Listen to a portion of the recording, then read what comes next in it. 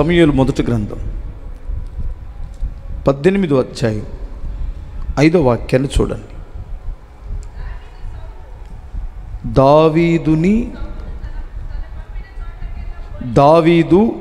దావీదు సౌలు తనను పంపిన చోటకెళ్ళను పోయి, అమ్మా సుబుద్ధి కలిగి పని చేసుకొని వచ్చెను గనుక సౌలు యోధుల మీద అతనిని నియమించెను.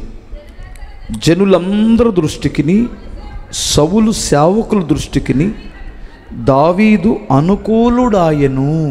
వినండి అమ్మా, అసలు మనం ఎక్కడ నమ్మకత్వాన్ని కోల్పోతున్నాం? నమ్మకం అంటే ఏంటి పాస్టర్ గారు? నమ్మకం అంటే ఏంటి అనేటువంటి వారు చాలామంది ఉన్నారు. ఇక్కడ గమనించాలి, దావీదు తన యజమానుడైనటువంటి సౌలు పంపిన చోట్లకెళ్ళను పోయి సుబుద్ధి కలిగి పని చేసుకుని వచ్చాడట. సుబుద్ధి అని ఎందుకు వాడాడంటే, అతడు పనిలోనే నమ్మకస్తుడు కాదు, మాటలో నమ్మకస్తుడు, ప్రవర్తనలో నమ్మకస్తుడు. ఒకసారి మీరు ఆలోచించండి, నేను కూడా ఆలోచించాలి, మీరు ఆలోచించాలి. దేవుడు నన్ను పిలిచాడు, నాకు ఒక పని అప్పగించాడు. నువ్వు ఈ పని చేయరా అని, నీకు ఒక ముద్ద అన్నం పెడతాను, నీకేది తక్కువ లేకుండా చూస్తాను అన్నాడు. దేవుడు నన్ను పంపిన చోటకెల్లా నేను నమ్మకంగా ఉంటే దీవెనలు మెండుగా వస్తాయి.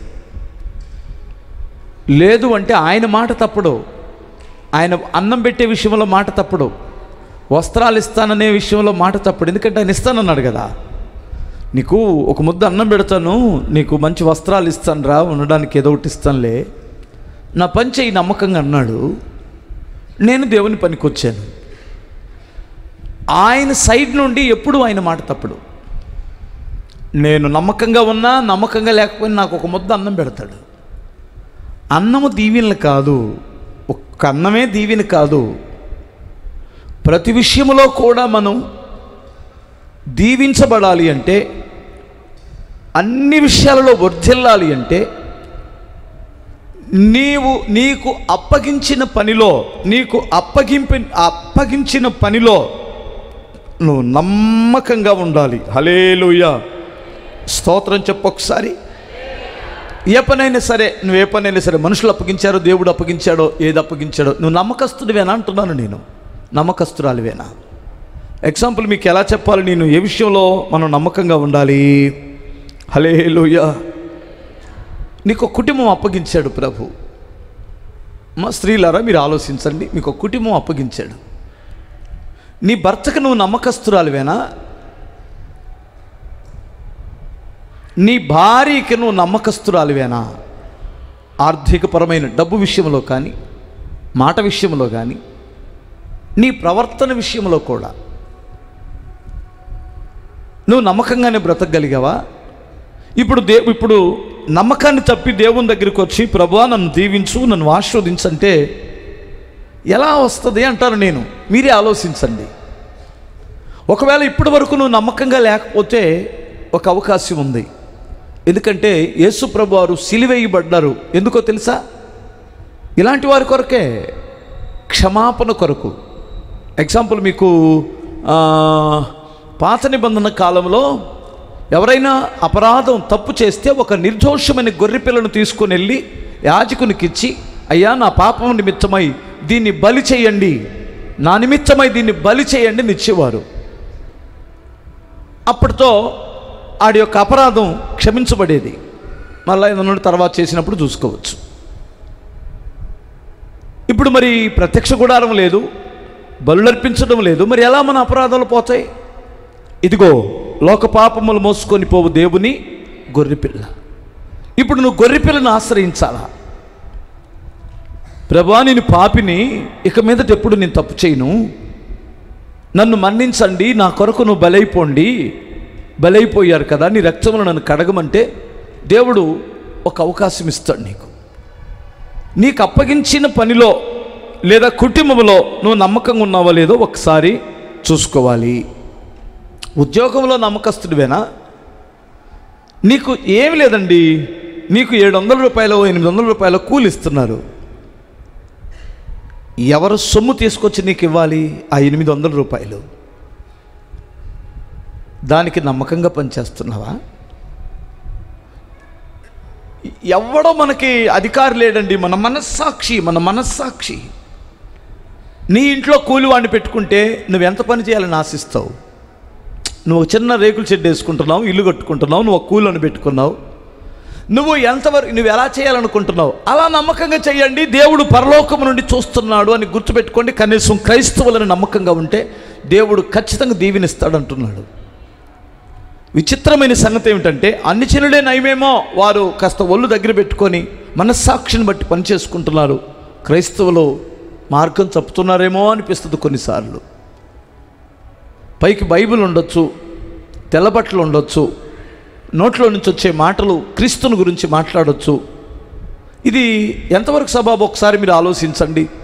నమ్మకమైన వాడికి మెండైన దీవెనలు వస్తాయి, ఖచ్చితంగా వస్తుంది. నువ్వు నమ్మకంగా ఉండాలి. ప్రతి విషయంలో నువ్వు నమ్మకంగా లేకపోతే నీ పునాదులు నువ్వే చెడగొట్టుకుంటున్నావు, నీ జీవితాన్ని నువ్వే పాడు చేసుకుంటున్నావు అని అర్థం.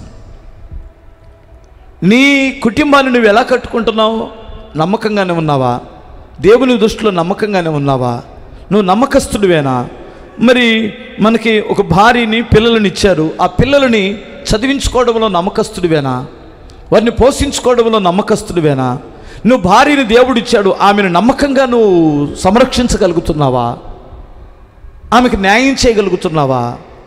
ఏమండి, నీ సుఖాన్ని నువ్వు చూసుకుంటున్నావా? ఒకసారి ఆలోచించండి. నీ సుఖం నువ్వు చూసుకుంటే ఆ భార్య ప్రాణం ఎంత తల్లడిల్లిపోతుందో నువ్వు ఎప్పుడైనా ఆలోచించావా? పురుషులతో కూడా మాట్లాడుతున్నాను నేను. నువ్వు చేస్తున్న నీచమైన పనిని బట్టి నీ కుటుంబానికి దరిద్రం, శాపం వస్తుంది. హల్లెలూయా చెబుతారా?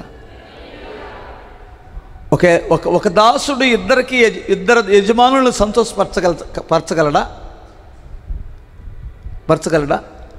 ఒకే దాసుడు ఇద్దరు యజమానులు ఉన్నారు, సంతోషపరచగలరా? సిరికిని దేవునికి ఎవడో దాసుడై ఉండలేడన్నాడు. లోకానికి దేవునికి నువ్విద్దరిని మెయింటైన్ చేయాలంటే నువ్వు కుదిరిద్దా? నువ్వు సంతోషపరచగలవా? ఒకరిని ద్వేషిస్తావు. నేను ఇలా చెప్తే కొంతమందికి భలే బాధ వేస్తుంది. ఒకరిని ద్వేషిస్తావు, ఒకరిని సంతోషపరుస్తావు. ఒక భర్తే ఉన్నాడు అనుకో, ఆ భర్త ఏరొక మార్గంలోకి వెళ్తున్నాడు, పిచ్చి అక్రమ సంబంధంలోనికి వెళ్ళాడు. తన భార్యని సంతోషపరచగలడా? దుఃఖపరుస్తాడా? ఆ శాపం ఊరికినే పోదు నీకు. భార్య అయినంతే. ఒక యజమానుడు నిన్ను నమ్మి నీ చేతులు డబ్బులు ఇస్తే ఎంతవరకు నమ్మకంగా వాడుతున్నావు? ఇప్పుడు చూడండి, ఆ ఓట్ల ఎలక్షన్ వస్తుంది కదా, ఈ రాజకీయ నాయకుల్ని వాళ్ళు మోసగాళ్ళని కొంతమంది అంటుంటారు. వాళ్ళ దగ్గర తీసుకొని కార్యకర్తలు లాంటి వాళ్ళు, లేదంటే లోకల్ చిన్న నాయకులు, వీళ్ళు ఎంత మోసం చేస్తారంటే అంత మోసం చేస్తారు ఒక్కొక్కరిని. అందరని చెప్పను నేను, కొందరు. సరే, వాడు ఏమైనా బాగుపడతాడా? ఏమండి, ఒకసారి ఆలోచించండి. మన వాళ్ళు చాలామంది అంటుంటారు, పెద్దలు అంటారు, భలే సామెతలు ఉంటాయి, గొర్రె పడుకున్న దగ్గర బొచ్చు ఎంత రాలదరా అని. గొర్రె ఒక దగ్గర పడుకుందనుకో, బొచ్చు రాలిద్ది. అలాంటోడు ఈ పనికిమాలినోడు. వీడు నమ్మకంగా ఉంటే వస్తాడు, కానీ గొర్రె బొచ్చు అంతా తీసేయలేడు కదా. నీకు అర్థమవుతుందా? హల్లెలూయా. నేను కూడా అంతే అనుకుంటాను. నా దగ్గర కూడా కొంతమంది ఉంటారు అనుకోండి, నన్ను ఏమి నష్టపరచగలరు? ఒకసారి మీరు ఆలోచించాలి. వాడు నమ్మకత్వాన్ని చూసుకోవాలి. దైవజనుడికి నేను నమ్మకంగా ఉన్నానా? నమ్మకంగా మాట్లాడుతున్నానా? అప్పచెప్పిన పని నమ్మకంగా ఉన్నానా? ఇచ్చిన డబ్బుల్లో నమ్మకంగా ఉన్నానా అనేది చూసుకోవాలి. నీ చిల్లర మెంటాలిటీ నువ్వు ఎప్పుడైతే మానుకుంటావో దేవుడు నిన్ను నమ్మకంగా ఉంటే దీవిస్తాడు. హల్లెలూయా.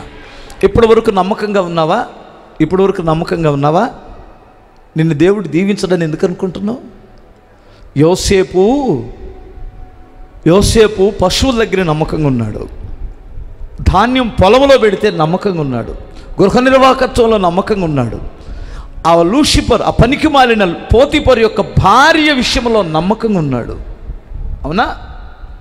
అందుకనే సింహాసనం మీదకి ఎక్కాడు. నీ నమ్మకత్వం ఏంటి? నువ్వెంతవరకు నమ్మకంగా ఉన్నావు? దానిని బట్టి దేవుడు నిన్ను ఆశీర్వదిస్తాడు.